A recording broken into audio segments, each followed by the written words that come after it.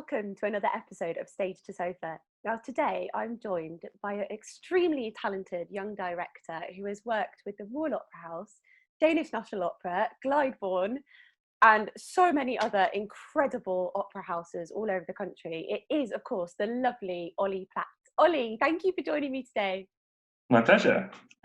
Oh, it's so lovely to have you here. Now, how are you finding this enormous transition and pace of life that has suddenly hit us over the last few months? I'm finding it really strange. It's really odd. There are some nice times and there's some more challenging ones, basically. I have a small daughter who's a year and a half, and my partner's working. And so my biggest role now is hanging out and looking after my daughter, which is amazing actually, because she's hilarious and a lot of fun, but it's quite different from my normal job, although that does sort of, obviously involve being at home quite a bit as well, and I'm used to sort of working from home a bit of the time, but I really miss my job. I really miss the rehearsal room, and I miss all my colleagues, so it has been strange. It's been a really weird adjustment, but there is some sort of sense of community, because we all sort of know that everybody's dealing with it, and so I think you get the idea that everybody's finding it pretty weird. Yeah, it's a weird one, isn't it? And everyone is in the same boat, like you said, and I think it's just trying to find some positives out of it, like getting all that time with your daughter must be so wonderful. It's brilliant, and she certainly keeps me occupied. I can imagine 1.5 is a great age, but also very, very demanding. So must be very tired. Yeah. Oh dear. Now, Olly, I know you studied at the University of York and you studied music. At what point did you think about that transition into directing, and how did it unfold? Yeah, it was quite a strange one, really. I went to university playing the violin, and I really enjoying that. I grew up in and around theatre. My dad is an amateur director. He directs Shakespeare plays with pupils of school and parents as well and stuff. So I was always around the theatre. I was always sort of mucking in and helping make props and light the show. And I used to write music for his Shakespeare plays. But I was sort of always some sort of more musical angle. And I went to study music at the university and sort of was bowled over by possibilities, really, and sort of got roped into all sorts of different productions and loved it. And it was a strange one, because I had a friend who was a couple of years above me, who was a director, and I assisted him actually at university. And he went off after he graduated, and he wrote to me, texted me saying, "Hey, I'm assisting at the Royal Opera House." And I was like, "Oh my goodness me!" I didn't know that was possible. I didn't, I sort of saw this as fun. I used to muck around with my toy theatre at home. My own Victorian toy theatre with my dad, and then that led to mucking around with people at university. And I thought it was great. I loved it, and I didn't know that it sort of led on to a job. I knew that opera directing was a job, but I didn't know it was a job that I could do. I thought it was something that other people did. But then getting this text, and this enthusiastic text from my friend who said, here I am in the Royal Opera House. I think you'd love it and you'd be really good at it. And I was like, oh, okay, this is possible. So I thought I'd give it a go. And even at that point, I wasn't sure it was exactly what I wanted to do. I just knew I really enjoyed it. So I thought I'd move to London and see what could happen. And it kind of sort of kept going. Yeah, I never sort of sat down and decided, right, this is what I want to do. I thought this is something I'd like to sort of have a go at. And I never stopped. Oh, that is so wonderful. Such an exciting, inspiration from your friend as well. So lovely that you have people. It was amazing. Yeah, it really, the fact that he thought to send me that message did completely change my life, really, because it just made me think, oh, yeah, it's a possibility. So Omar, if you're out there listening, thanks. Oh, I love that. It's like a sign from the universe as well. It's so wonderful. Now, as you said, your lovely dad is a director, and you had a fantastic Victorian theatre set, did you say? Yeah, which sounds amazing. And you grew up in Devon, didn't you? So I'm wondering, what point did you have exposure to your first live music performance? I can't remember. We always went to live music as far back as I can remember. I have vague memories of really early ones. One was we went to the ballet. We went to see the Nutcracker at the it was in Paynton, the Palace or Princess. I can't remember the name of the theatre, but I remember vague things. But we were sat in the front row, and I know that I was too small to see the stage from my seat, so I sat on my dad's knee. And I don't remember this, but he tells the story that as the curtain went up, my arms went up with it, as sort of in awe as the curtain went up, and he had to sort of like push them back down slowly and like turn behind and say, "I'm really sorry about that. They won't be like that the whole time." But I was just very like both my parents are real classical music and theatre enthusiasts, and they love it. And we didn't go on holidays as kids; we went to the theatre. And that was our real treat. And so every now, I don't know, like maybe once or twice a year, we'd go to either to Plymouth to see WNO and Glyndebourne both toured there. But also, I mean, I grew up in Dartington, which had this amazing international festival, summer school. So we used to go and just sit outside the Great Hall, even just sit on the grass and listen and sort of just, sort of listen and sort of take it all in by osmosis. It's always been around on the radio, on records, and sort of an ever present really classical music, and the idea that it's dramatic as well. Definitely, and it's so amazing that you were exposed to that at such a young age, and that Absolutely. you had so much theatre. You must have really got the bug for it there. And I'm wondering, what is your go-to process? Does any of that early music memory, does that inform the way that you direct? Do you have any specific method that you stick to for a new production that you do? That's a good question. Yeah, I suppose it does. I mean, it's all about listening to the music at first, and sort of like turning off too many sort of critical senses. I think it's about being instinctive as long as you can, really. And I think that goes back to just fiddling around with the toy theatre and just playing, really. And yeah, just letting the music be the first thing to react to. Obviously, then you have to dive into the text, into all the sort of the historical and contextual elements of it, and understanding all the details of the language and things like that. But I think that the idea of listening to the music and interpreting it, I think, is something that's always been fascinating and sort of comes from my background of playing and engaging with it. So yeah, I think that's always been there in a way. Yeah. And what's your favourite part of the process, the production process? It always changes. There's really fantastic parts of all of the process, I think. So the prep is really enjoyable because you get to work really closely with the designer or a small team, and sort of you get to sort of really dig deep into the piece and into the period that you choose to set it in, and so that process is brilliant. The end, when you're on stage, is exciting, and really sort of that's the bit that every decision is sort of like really counts, and so that really sort of like focuses the mind. But really, my favourite bit is the rehearsal room. I think that's where I'm getting to.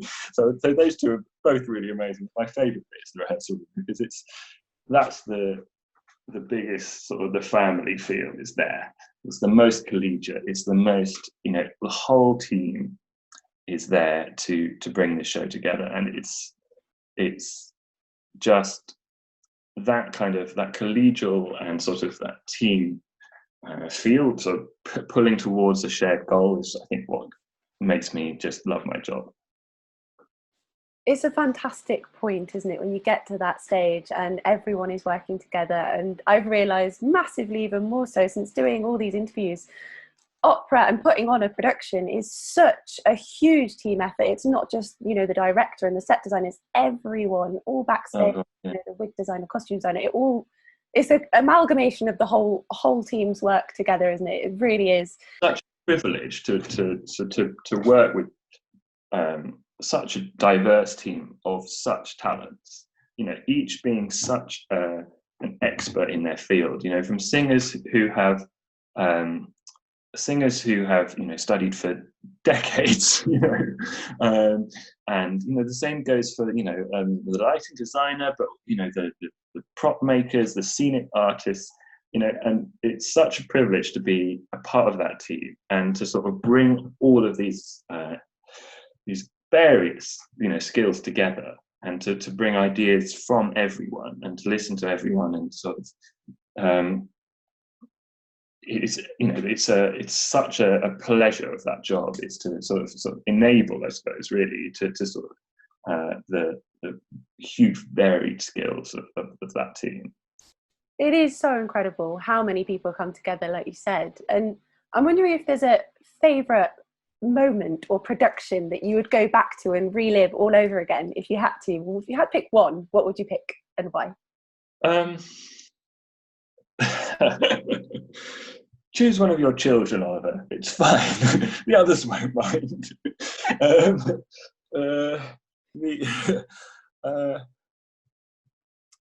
Well, a special moment was when we did Il Trittico at Opera Holland Park, for quite a few reasons. So these three pieces, you know, Puccini's that we took on, which was a huge undertaking with a huge cast, these three very different pieces. But we did that evening, I shared it with Martin Lloyd-Evans, another director. And that's quite a strange, you know, could have been quite a strange thing to do, because he directed Il Tabarro, I directed Suor Angelica, and then I revived the production that he directed of Janáčíky a few years before. So it really was sort of half of this three parts of the evening. And it was such a joy. It could have been awkward, it could have been tricky, and it was the very opposite of that. It was a joy from start to finish to work with Martin and Stuart, who was conducting, Stuart Stratford, and this huge cast of wonderful soloists. You know, there's no chorus really as such in any of these operas, but so many individual roles, working in, you know, in small detail, you know, of these scenes. You know, Suor Angelica, you know, it's one person to these huge sort of like chaotic scenes in Janáčíky, and it came together. And you know, there was points, of course, we had no idea whether it would come together. You know, we had faith in, you know, what we were doing, and it was a really special evening. And I was really proud of all of our work. I was really proud of what we did with Suor Angelica, because I think it's a tricky one, and I had an amazing cast for that, including Anne-Sophie Dupré, who played Suor Angelica, and Rosalind Blaureich, who played the Zeppelin Versa, and their scene at the middle was electric. So I think if I could go back to any moment in any of my shows, it'd be their scene together. But obviously, it's probably, you know, better just to remember it incredibly fondly for now. Oh, if only we could go back and we were in the live theatre again, it would be fabulous. But honestly, that electricity is something that you are very, very talented at, having seen some of your productions before. So I think that's consistent throughout a lot of other productions you've done. Now, I'm wondering, Olly, when you've got to that point, even for the Il Trittico, when you're sat there and you're in the audience and you've done everything you can possibly do and you've given everything you possibly can, what does that moment look like for you? What are you thinking and what are you feeling? Do you mean on first night? Yeah, on opening night. Opening night's a strange one. Recently, in the last few years, I've got to really enjoy opening nights. I've managed to get all of my crazy fears and sort of really hating every decision I've ever made over within the dress rehearsal. I found dress rehearsals really difficult in the last few years. And then first nights I've been able to watch and enjoy them and really sort of get into them. It is nerve-wracking seeing it with a full audience for the first time, and in a way that dress rehearsal isn't. But it brings such an energy to the evening, first nights especially, that have that buzz, that you can really, I can let myself go a bit. I can become a little bit more of an audience member, and enjoy it. I used to just be a bag of nerves. I used to it was a matter of survival, really. It was a matter of sitting there, surviving, hoping I didn't fall over when I took my bow at the end of the night, and then then recovering. But now I get that over with a little bit more in the dress rehearsal, and I can enjoy everyone's work. Actually, I can see all the work, and I can see new things that I've been obsessing over. So many other things. I get to see new decisions that performers are making, and I get to hear new things in the music that I haven't been able to listen out for. So actually, first nights have now become a little bit more enjoyable. I'm really glad to hear that, and I can imagine, I can totally understand why it must have been nerve-wracking in the first year. It's a huge thing. It's your baby, as you said, one of your children. Now, you're at a very exciting point in your career. What has been the biggest obstacle that you've faced to get to the point that you're at now today? That's a good question. There've been a few, I suppose. I mean, in some ways, it feels a bit like, and I've been incredibly lucky, like that things have sort of led on to new things, and things have always sort of had that kind of next step sort of involved. I think a big obstacle was this thing I talked about earlier, when I didn't really sort of see that this was a job that someone like me could do. I just sort of presumed it was something other people did, and so that communication, that text of saying no, we can do this, that was a big obstacle to overcome. I think another one that is really tricky is going from being an assistant director to being a director. There's no hard and fast rule about how to do it, and there's no actual sort of rule you have to assist at all. Lots of people get into directing and make their own work, and it just that just gets bigger and bigger, or it sort of is all sort of self motivated. Whereas I went through the assisting route. I started assisting lots of people and sort of learning through them and how the rehearsal room and how the job worked. And getting that first leg up, that first decision of someone saying, we trust you enough, a calculated risk of saying, we think you can do this. And Opera Holland Park, James Clutton, Opera Holland Park, did that for me. They started a young artist program, and I was their first young artist director. And then the year after, they gave me a show. And he said, here you go, off you go. And, he had seen what I could do in rehearsal room. It was a completely, a complete faith in what we'd done, me and the conductor, Matthew Waldron as well, who I'd been working with a lot. And that is such a tricky thing to do. I'd been sort of knocking on the door for a bit before then, and getting someone to give you that chance so that other people can see what you do is really hard. But at Holland Park, it happened, and I was really lucky to benefit from that. And I still assist, actually, and I still learn a lot from assisting. But I can now do both, which is amazing, actually. So wonderful and amazing to have that voice that says, actually, do you know what, we believe in you, yes, here you go. And to give you your own show, I can imagine that must have been so exciting at that point when you've been working towards that for a long time. Unbelievable. I remember the day he offered it and just thinking, wow, it works. I can do it. Oh, you absolutely can, and you've very much proven that over the last few years. Now, you've worked with lots of young singers as well, and young artists at the Royal College of Music, Royal Academy, Guildhall and Royal Scottish Conservatoire. How do you find that process in comparison to perhaps more seasoned artists that have had a bit more experience? How do you give your wisdom and your energy to those artists, and what do you get out of it as well? What reward do you get? Whether I give any wisdom is for someone else to say, but my approach to it is that I treat it like I would any other gig. I treat it like a professional show, and I treat them like professional performers. And I mean, lots of singers at these opera courses already are, and very experienced, and you've been singing, for many years. And this is a finishing school where they get to practice and work with people who work in the industry. And I treat it like, as much as possible, like a professional show. And I think that my sort of way of approaching it is that is what's going to bring them the most useful experience, because then they have an idea of what it's like out there. Obviously, it sort of varies. Some have much less experience on stage than others, and it's about how to bring the best out of them.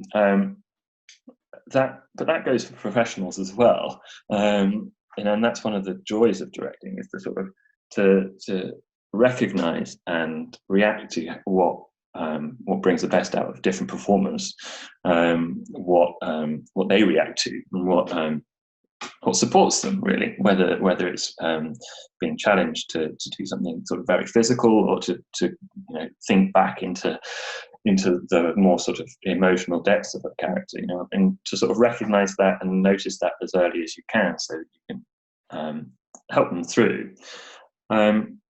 I love working in colleges, actually. Like I said, I'm really lucky to work in quite a few, and I think you get a sense of freedom working with students as well, that it's as much about the process as it is about the final result. And so it kind of concentrates your mind on making the process worthwhile, which should be the case anyway, but with students it kind of that is what's really most important. And I think just seeing, using sometimes their inexperience, but also students' desire to learn and desire to let rip, I think is a real sort of benefit of working on shows at colleges, that where you can throw yourself into it as well, and the possibilities are endless. I think. I think that and I have the pleasure of working with choruses in some of these shows of singers who are doing, sometimes I think it was an MA course at Guildhall, and I think it was even the B-Mus course at the Academy, who were in the chorus. And some singers who had never been on stage singing opera, and sort of seeing their joy and their sort of enthusiasm for being there, and sort of using that and being reminded that how lucky we all are to be there. It's great. And I'm working with the team of conductor and designer and choreographer often on drawing these performances out of these students. And one of the most rewarding things is seeing a student at the beginning of the process and a student at the end going, wow, that has been a turning point for them, and then that is really a reward. I can totally imagine, and it's such a special journey that you will go on in any production, but especially when you are a young singer and you're on the B-Mus programme. Like you said, it's such an exciting moment when you have those first experiences, and how lucky are they to have you directing on top of it. It's amazing. So in terms of young directors, there will be some young directors out there that maybe don't even know that they're directors, like you were. They were a violinist, they're a singer, they're a trumpet player. What advice do you have to them? You had the same feeling of, I know it exists, but I don't know if I can do it. What would you give as advice to those people watching? I think the biggest advice is just give it a try. I mean, how do you know if you don't give it a try? I think so. Give it a try. See if you like it. I think that's a big one. It's one of these jobs that people sometimes think is a bit sort of mystical, like conducting, and it's a lot more practical than it is mystical. I mean, you have to come up with ideas sometimes, of course, and you have to sort of work with other people to solve problems. And I think that is one of the things that directing really is problem solving, whether that's on the level of philosophically, this piece offers a problem that being performed today, needs to be thought about and solved in some sort of way. How do we present this to a modern audience? How do we present this to modern sensibilities that don't accept this? It's problem solving. How do we get 60 people from here to there while singing this? And it's a jigsaw puzzle as well as a technical sort of jigsaw puzzle, as well as coming up with ideas. And I think give it a try. See if you enjoy it.